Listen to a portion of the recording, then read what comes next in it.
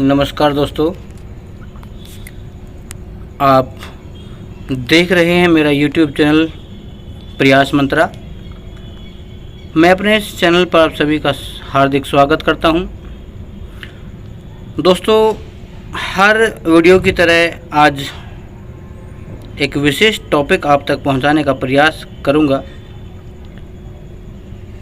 कविता का नाम है कबीर की साखियाँ। दोस्तों, पिछली वीडियो की भांति उम्मीद कर रहा हूं कि आपका जो सहयोग है वो मुझे मिलता रहेगा। साथ ही साथ हमारा प्रयास मंत्रा परिवार एक दिन बुलंदियों पर पहुंचेगा, ऐसी कामना के साथ आपसे सहयोग की अपेक्षा रखता हूं। चलिए आज स्टार्ट करते हैं अपना आज का लेक्चर कबीर की साखियाँ।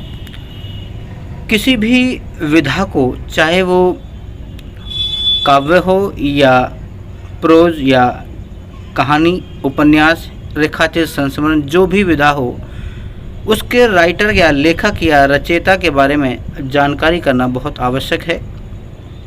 तो चलिए सबसे पहले देखते हैं कबीर जी के बारे में। जन्म 1398 और इनकी मृत्यु 1518।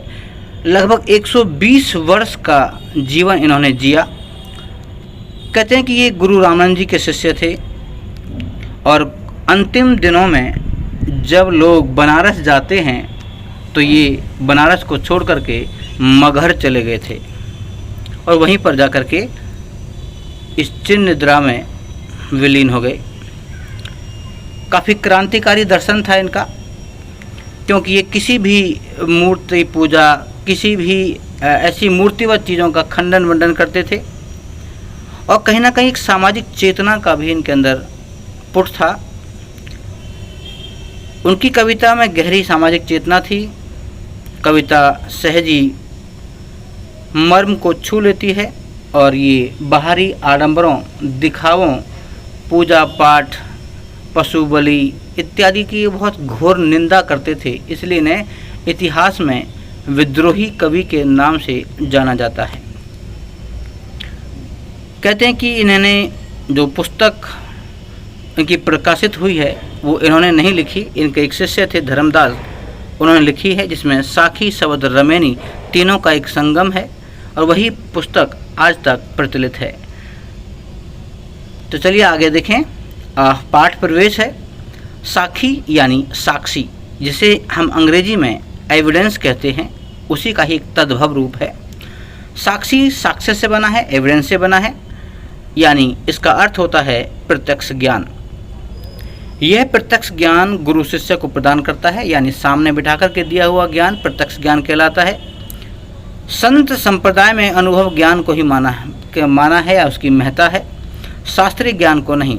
कबीर का अनुभव क्षेत्र विस्तृत था, क्योंकि कहते हैं कि जब 10 वर्ष के थे तो इनके जो पिता माता थे, जो कि जुलाहा दंपत्ति थे, उनका निधन होने के बाद इन्हें दर दर भटकना पड़ा और इसलिए इन्हें अवधी, राजस्थानी, भोजपुरी, पंजाबी आदि भाषाओं का भी तो ज्ञान था और उनमें उसका शब्दों का प्रभाव भी स्पष्ट दिखाई पड़ता है।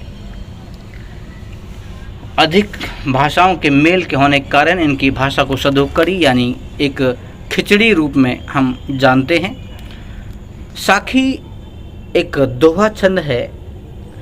दोहा एक मात्रिक छंद होता है, जिसमें 4 चरणों में से 2 चरण होते हैं, 2 विषम और 2 सम चरण।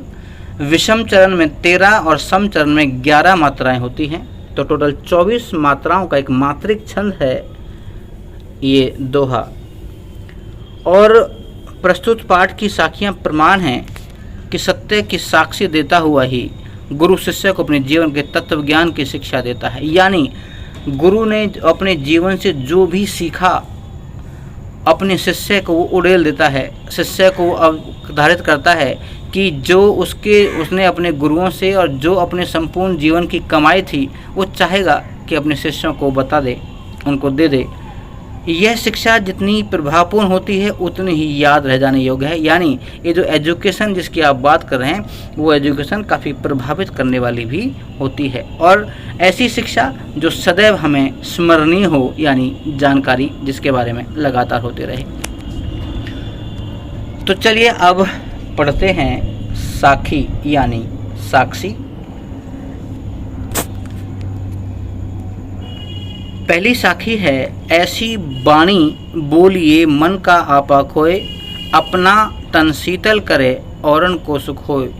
यहाँ कबीर जी कहते हैं कि हमें ऐसी वाणी मतलब काव्य में कहते हैं, वैसे उसका अर्थ है वाणी। हमें ऐसी वाणी बोलनी चाहिए, ऐसी भाषा बोलनी चाहिए जिससे मन का आपा होता है अहंकार, जिससे मन का अहंकार नष्ट हो जाए और जिस वाणी को बोलने से मन में शीतलता आ जाए और सुनने वाले को भी आनंद की प्राप्ति हो, असीम शांति मिले। हमें ऐसी भाषा ही बोलनी चाहिए। यानी अगर हम कर्कश भाषा बोलेंगे, कड़वी भाषा बोलेंगे तो हमसे हमारी भाषा को सुनने वाला कोई नहीं होगा, अतः लोग हमारे खिलाफ होते चले जाएंगे। हमें इसलिए मीठी भाषा ही बोलनी चाहिए। तो पहली जो दोहा है, उस पहले दोहा का अर्थ है कि मीठी वाली बोलने से बोलने वाले को भी आनंद आता है, सुनने वाले को आनंद आता है और बोलने जो वक्ता है उसके मन में शांति होती है और इसका मतलब उसके हृदय से क्रोध इत्यादि जो चीज़ें हैं वो निकल जाती हैं। दूसरा जो दोहा है उन पंक्ति को देखें।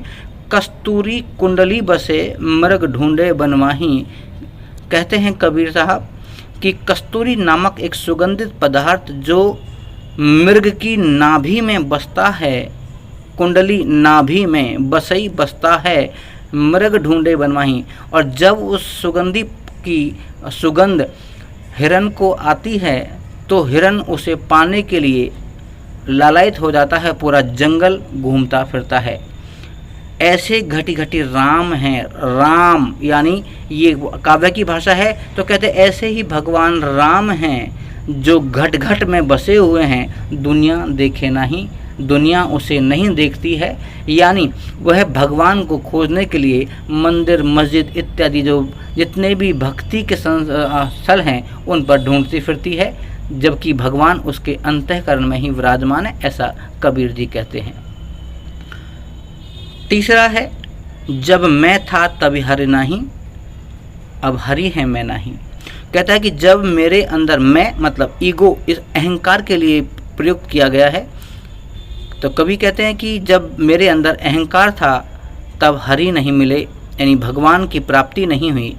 और जब हरि मतलब भगवान की प्राप्ति हुई है तो मेरे अंदर से अहंकार नष्ट हो गया, सब अंधियारा मिट गया। अंधियारा मतलब संसार की सारी बुराइयाँ जो विसंगतियाँ हैं उनको अंधियारे के रूप में उपमा दी गई है। तो कह रहा है कि सभी प्रकार का जो अंधकार था, सभी प्रकार की जो बुराइयाँ थीं वो मिट गईं जब दीपक देखा माई, जब मेरे सतगुरु ने मेरे हाथ पर ज्ञान रूपी दीपक जलाया।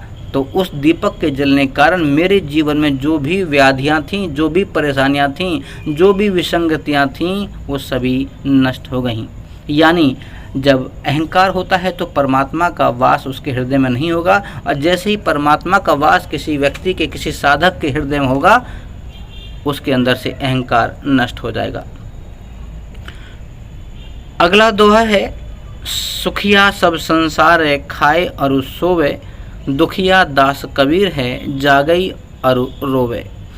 कहने का भाव है, यह कवि कहना चाहता है कि संसार, सारा जो संसार है वो सुखिया है क्योंकि वो अच्छा अच्छा खाता है।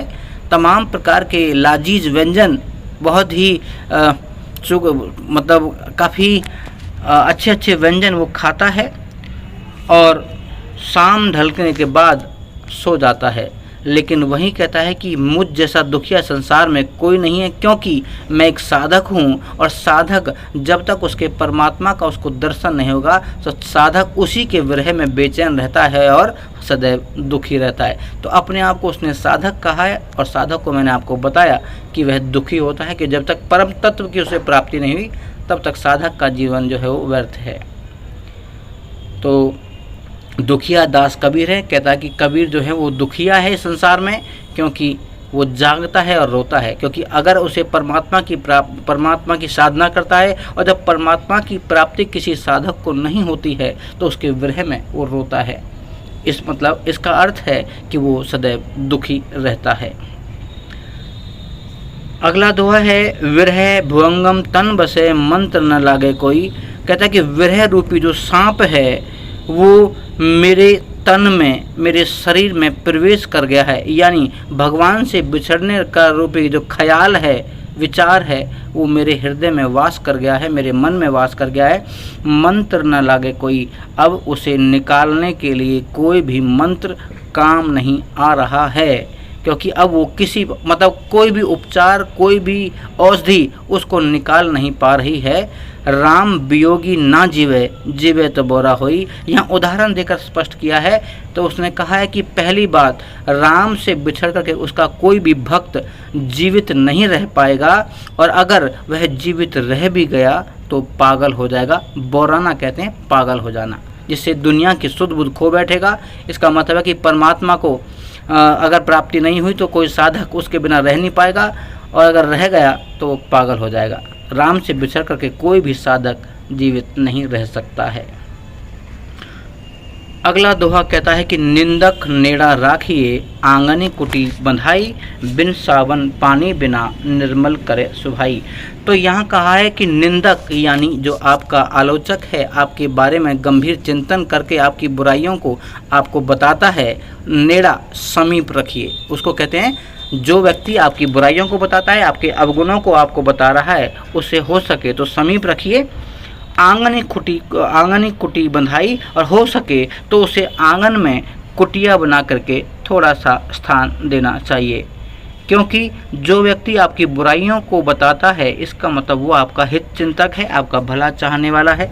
अगर वह आपकी बुराइयों को नहीं बताएगा तो कदापि आपकी बुराइयां ठीक नहीं होंगी। तो अच्छा हित चिंतक जो होता है वो आपकी बुराइयों को बताता है, यानी वह एक निंदक होता है जो आपका भला चाहता है।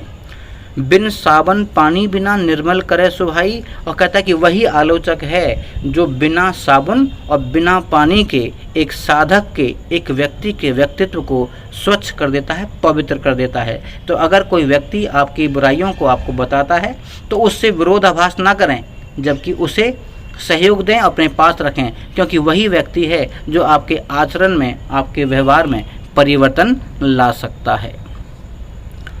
अगला दोहा देखें, पोथी पड़ी पड़ी जग मुआ, पंडित भया न कोई। मुआ मतलब एक निकम्मा कहते हैं कि सारा संसार के जो लोग हैं पोथियों को पढ़ रहे हैं, बड़े बड़ी मोटी मोटी किताबों को पढ़ रहे हैं, लेकिन एक अच्छा साधक, एक अच्छा विद्वजन नहीं बन पाए।